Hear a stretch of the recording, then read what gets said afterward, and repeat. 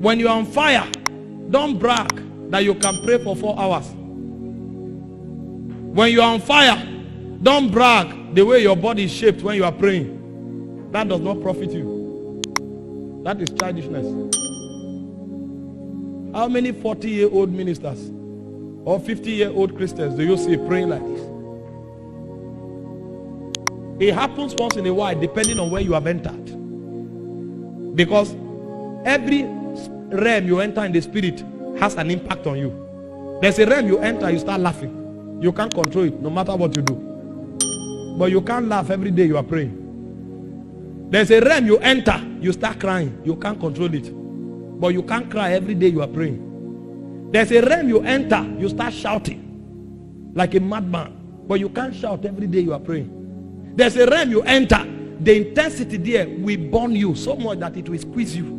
But you can't be squeezed every day you are praying. There's a realm you enter, you can't stand, you will run. But you can't be running every day you are praying. So when you find a mature believer, he doesn't hold the posture, he finds the realm.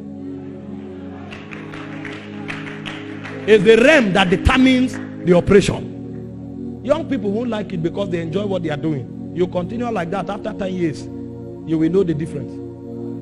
Hope you know we didn't appear here. There were people we prayed with and we saw the many caricature they did. Now they are coming to ask, how did you do it? Because when they should learn how it is done, they were wasting their time looking for human applause. Because young people love gymnastics, and so when you are doing it, they say, this is a man, this is the man. So when you are looking for fire or when you have fire, don't pursue things that don't have value. Test your fire to the degree that is able to shift demonic influence. When you come to a place, censor that place and find out what the impact of your presence has there.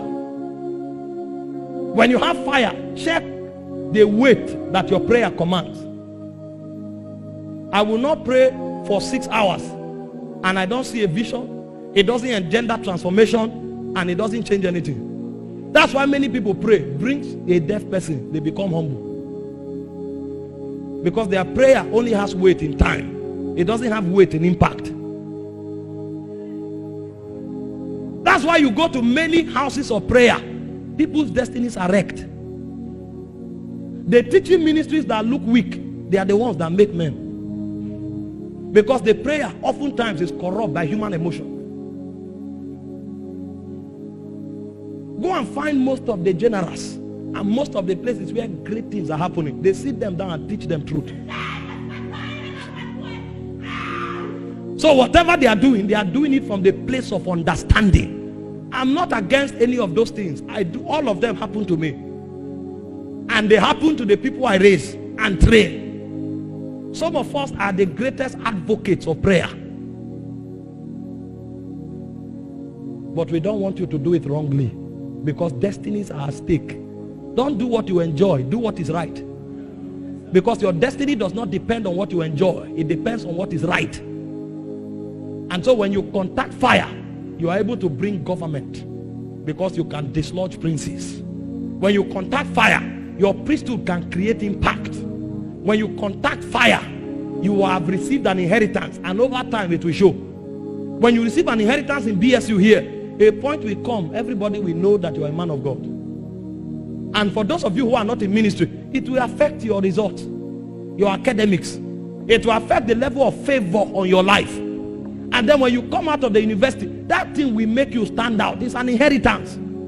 And you will not only stand out, anybody you make contact with, it will rub off on him. That is the proof that something supernatural is at work in your life. You can't be struggling and I keep making contact with you and it doesn't affect your status in society. You can't be seeking God and I keep making contact with you and it doesn't affect the authority of God on your life. It means what I'm doing is drama. Because when you come around men like David that had fire, 400 broken men can become warriors. Because there is something supernatural there. There's an inheritance that have been received. And finally, when you have fire, you can bring witness. Now, how do you contact fire? Number one, become a sacrifice. Every time a sacrifice is placed on the altar, the fire falls. These are auto mechanisms of the spirit. And this is most important than what we will do here this morning. When you find men that are always on fire, it's because they are living sacrifices. You can contact fire and lose it. But when you become a sacrifice, you are burning all your life. So the secret of being on fire unending is to become a sacrifice. Because God responds to sacrifices by fire. Let me show you a few scriptures. 1 Kings 18 verse 38. Everything that was happening, God was not moved until the sacrifice was placed on the altar. The moment Elijah placed the sacrifice on the altar, the Bible said the fire of God fell and consumed it. God responds to sacrifice, but God's response to sacrifice is in the similitude of fire. The sacrifice is based on the effect of the fall. He has seen that this man is still suffering loss and marriage won't stop it. And so for the first 35 years of his life, he demands absolute purity and consecration. And so that thing that man is doing will be a burden to his soul. Because everywhere he sees women, his body rises. And so God will tell him that energy that you will meet when you see women, you will bring that energy to the altar. And so that man will discover the only thing that will tame his body is to pray in tongues all night. And so he'll be praying in tongues all night, not because he wants to see a vision, because he wants to tame the body. Now that prayer all night becomes a sacrifice.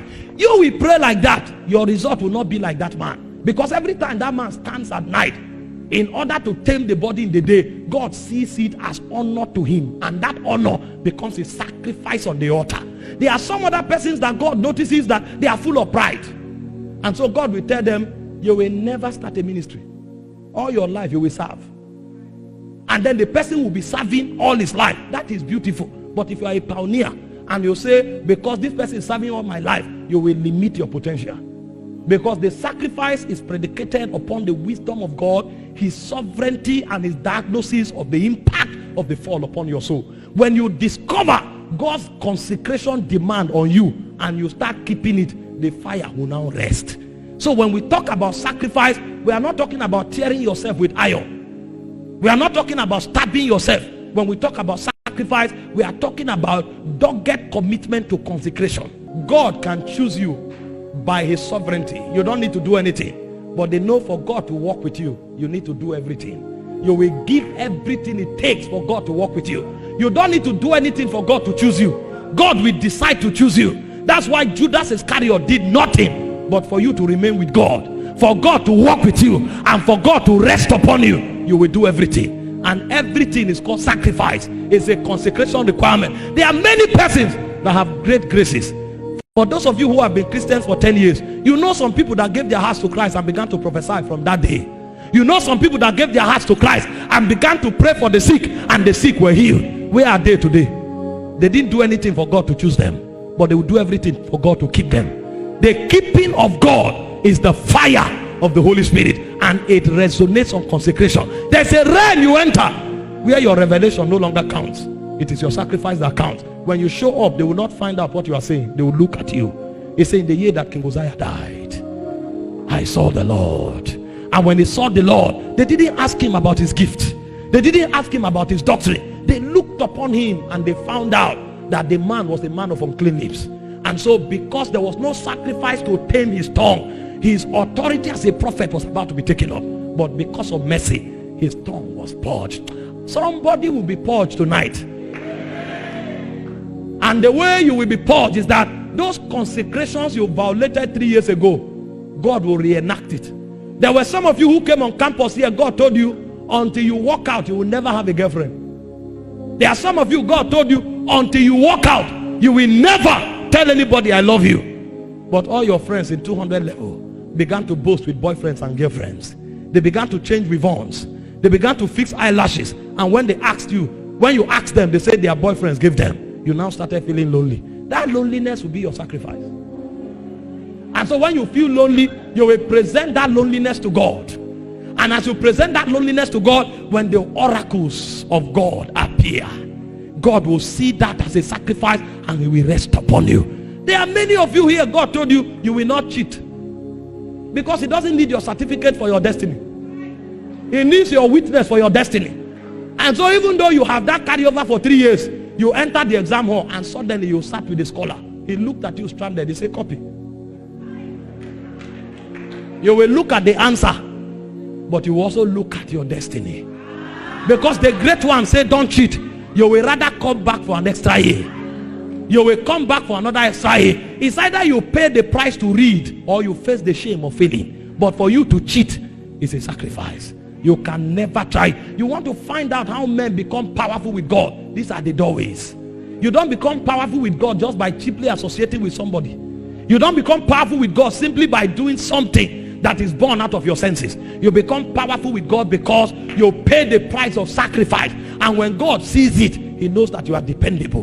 And so the way God validates you to your generation is that he puts his fire upon you. Anything you touch burns.